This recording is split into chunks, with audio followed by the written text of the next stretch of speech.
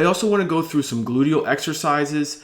I really feel like these exercises are a foundational exercise that can be used throughout a variety of different sports, a variety of different positions.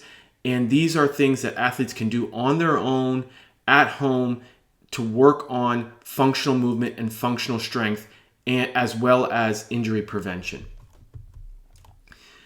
I believe that the hip and gluteal area, and not just me, others who I've learned from, the hip and gluteal area, including the glute medius, glute maximus, the iliopsoas on the front side of the hip, all of those muscles are critical for hip and core stability.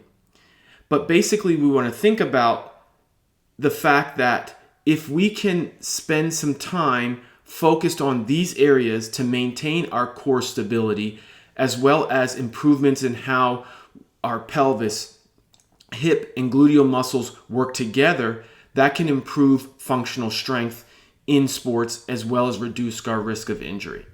Here are banded sidewalks, and I love this exercise because you should feel some significant burn in those glutes. So what you'll notice is we're in a nice squatted position. We're not standing upright, and we're extending the knee outward, but keeping the hips and pelvis in a stable position. So this is a great exercise. You can even add this to your dynamic warm-up, but it's a great hip and gluteal exercise as well. Here I like a simple kettlebell swing. The key at this exercise is, see that thrust that he does at the very end, where as he gets up, he pops his glutes forward, it pops his pelvis forward. That is accentuating the glute squeeze, and that's a nice technique for a kettlebell swing as well. A little bit easier exercises, but a little bit more challenging for the less experienced athlete is this bird dog. So holding this position, coming down, and really what we want to see is a squeeze of the glute at that top.